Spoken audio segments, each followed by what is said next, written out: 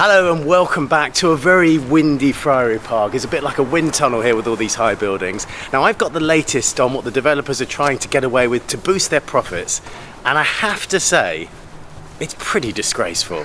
So you remember in the last Cap the Towers video I told you that we expect the latest planning application here at Friary Park to fail because the council can't ignore its own local plan, which confines the future heights in this part of Acton to 14 stories.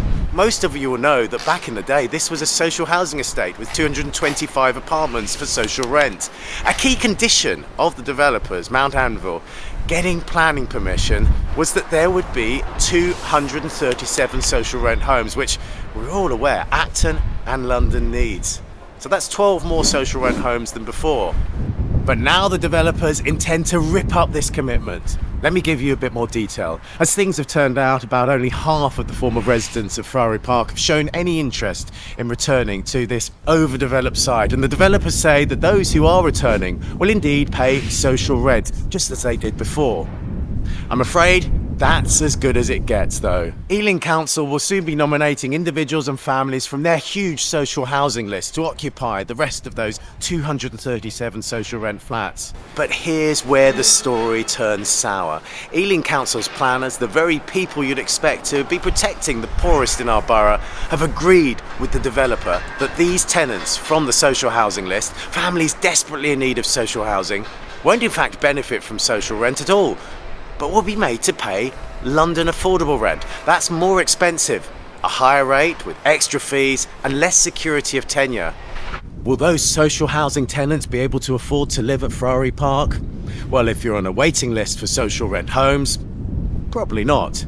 So now the number of social rent homes has fallen from 237 to 152, a drop of 85 flats from what the developers Mount Anvil initially guaranteed. That's 73 fewer social homes than were originally in the old Friary Park.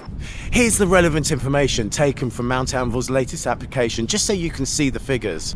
The total number of homes rises from 225 in the old Friary Park to 1,345. In 2019, social rent housing was going to be 24% of the total homes on the estate. They now propose to halve that to a miserable 11%. And as we know, the only people who can get social rent housing here are those who lived here before. Over time, as new people arrive and are charged the higher rent, that percentage of genuine social rent housing is bound to fall even further, disappearing altogether. What a scandal! Of the 1,345 homes, 890 of them will be privately owned, high-end flats, marketed heavily abroad as investment properties for the global rich. And that figure of 890 has got a lot bigger since the initial planning permission was granted in 2019, just to boost profits. Remember when Cap the Towers came across this broadcast in China, when these two presenters at the top of your screen fronted a live program with a reporter here on the ground telling rich global Chinese investors how to purchase multiple flats at Friary Park? We found the same sort of thing presented in Saudi Arabia, with Friary Park labelled a great place to have a pad in London, or simply a good investment. None of that has anything to do with Homes for Londoners, has it? Or addressing Britain's housing crisis. And a very long way from what the government are talking about when they refer to building the social and affordable housing Britain really needs. Before all this building work started, there were 225 social flats. Now, only 152 are being proposed, 73 fewer than before, and 85 fewer than was promised. Are you, like me, totally shocked and appalled by that? After all, aren't the council meant to work for us, and in particular, look out for the people who desperately need new homes?